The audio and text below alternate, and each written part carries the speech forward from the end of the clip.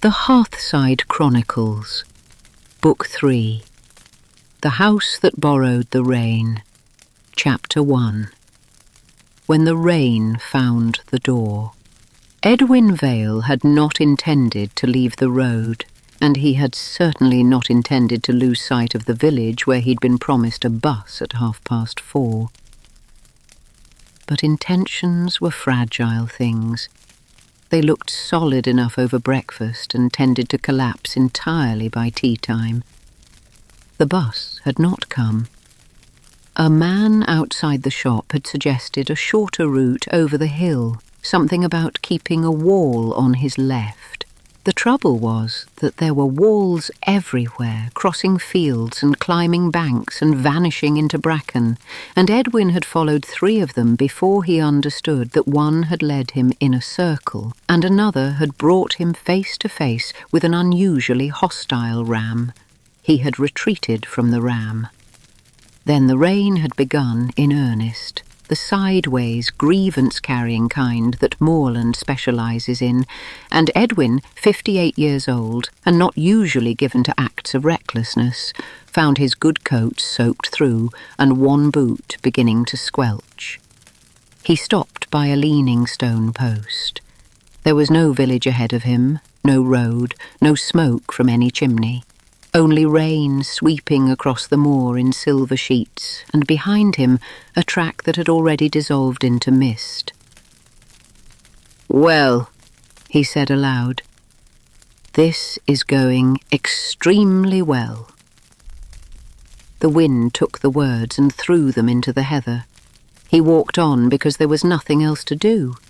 The track narrowed, bent between 2 outcrops, and began to descend, and Edwin felt a small lift of hope. A descending path had to lead somewhere, even if that somewhere was only a barn or a deeply unimpressed farmer. That was when he saw the light. It wavered in the mist and then divided into 2 squares, windows. A house stood below him in the hollow of the hill. Dark stone, a steep slate roof shining black with rain, 3 chimneys with smoke rising from only one.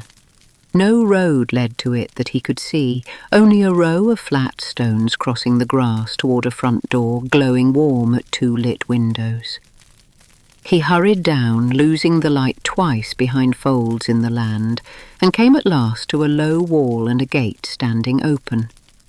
Through the glass he could make out the edge of a table, a copper kettle, the orange movement of flames, and a golden retriever asleep before the hearth.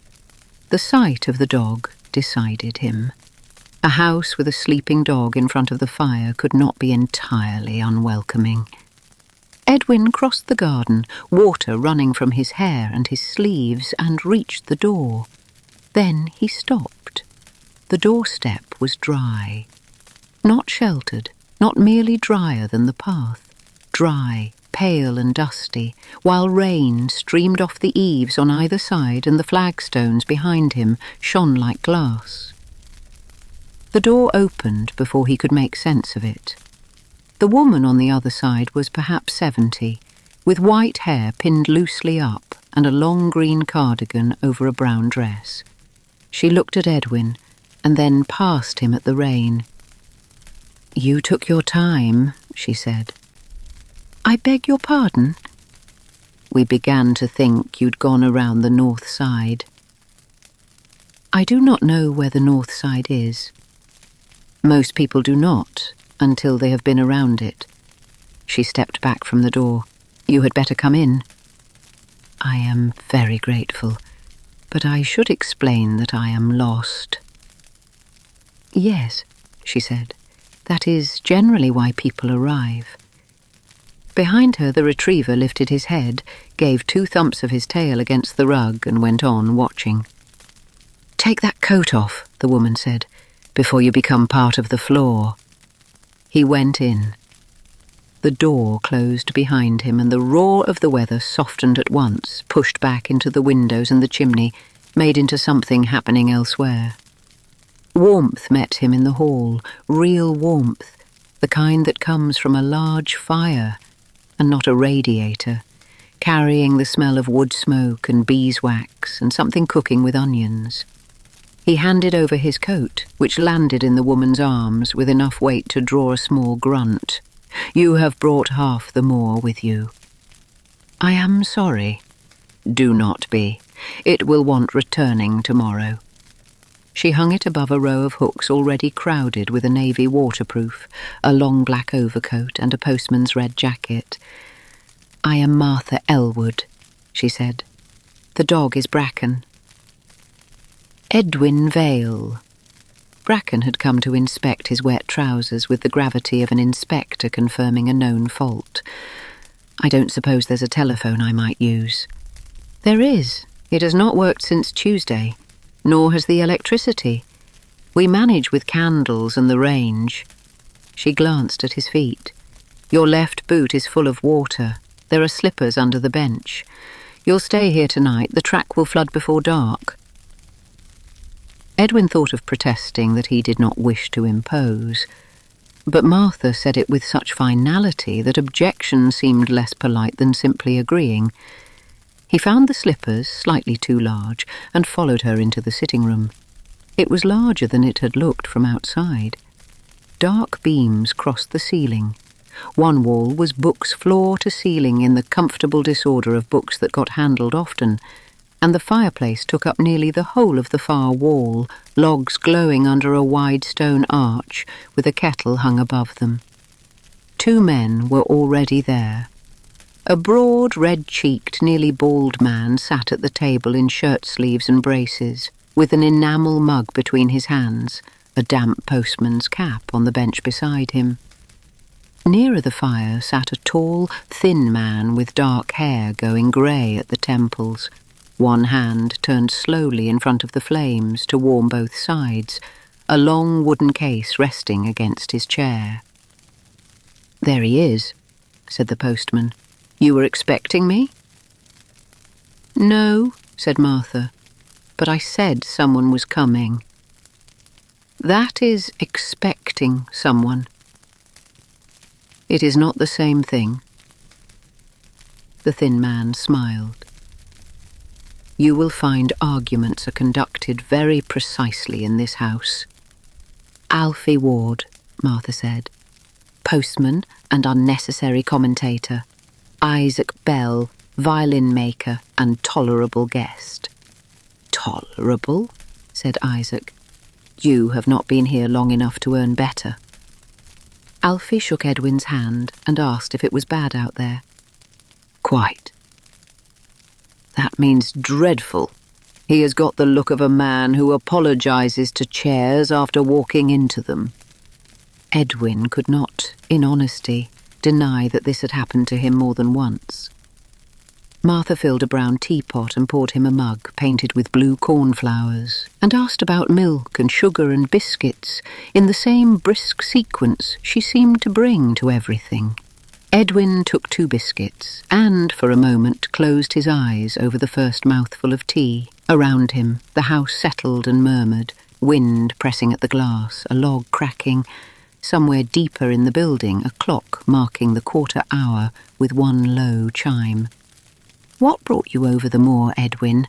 Martha asked, sitting to peel apples. "I'm travelling to see my sister.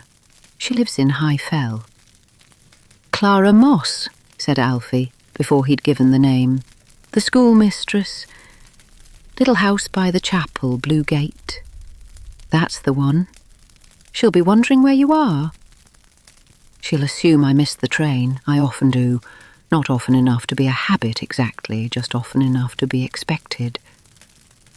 It came out that Alfie had been caught by floodwater on his last round, and Isaac's van had broken down by the old quarry, and that the wooden case held a violin he'd been delivering to a musician in Kirkby, the one thing he hadn't been willing to leave in the van. "How long does that take to make?" Edwin asked. "Several months to build," Isaac said. "Years to understand. A lifetime to stop making mistakes." There was something oddly easy about the room, an ease that seemed too complete for people who had known each other less than an evening, Perhaps it was only the fire. A big enough fire discourages haste and makes silences feel companionable. Martha carried her apples off to the kitchen, and Edwin, looking after her, asked Alfie whether she often took in strangers. Not strangers exactly. We are strangers, said Isaac, only until we arrive. That explains nothing, Edwin said. No, Alfie agreed. Martha's explanations tend to improve if you leave them alone. It was as the room dimmed toward evening, candles lit against the darkening windows, that Edwin noticed the paintings and photographs on the wall by the fire. The house in summer with foxgloves in the garden, families and children and men in uniform standing by the gate across what must have been decades. In every one, the doorstep showed clean and pale, and in several the path around it was visibly wet. Has something caught your eye? Isaac asked. The doorstep. Alfie groaned. Oh, don't start him on that. The house has a dry doorstep, Isaac said. Always, especially in rain. There must be shelter from the wall. No shelter. No gutter above it either. People have checked. What people? People who check things, said Alfie. Martha, returning with a basket of logs, was asked directly why the step stayed dry. Because the rain does not fall on it. But why doesn't it? The house does not allow it. She said this without any smile at all, and put another log on the fire, and the room went quiet enough that the storm outside seemed suddenly louder. Edwin considered himself a reasonable man who did not believe in haunted houses or lucky wells, and told himself firmly that a dry doorstep was an architectural curiosity and nothing more. He still found himself glancing toward the hall where a thin line of darkness showed under the door. Supper came at 7, a heavy pot of beef stew with dumplings, bread still warm, butter softening by the fire. Edwin ate 2 helpings, and Alfie ate 3, and eyed the empty pot as though building a case for a 4th. The meat, it turned out, was a gift from a neighbour whose curtains Martha had shortened rather than repaired. Afterward, Edwin helped carry dishes into the kitchen, a long room lit by an oil lamp and warmed by a black range, with no telephone that looked younger than 1950 and no refrigerator at all. How long has the power been out? 2 days. And you manage. We managed before it arrived. It would be embarrassing to become helpless now that it has temporarily left. He took up a tea towel over her mild objection that he was a guest, and dried while she washed, and in the quiet between the rain on the window and the tick of the range, he asked her outright. You knew someone would come. I had a feeling. What kind of feeling? The kind that is usually followed by someone knocking. Does that happen often? Not often, regularly. That sounds like the same thing. It is not. He was beginning to understand why Alfie found her difficult to pin down. Did you know it would be 3 of us? Martha paused over the bowl in her hands, and for the first time something like uncertainty crossed her face. No, she said. I thought there would be 4.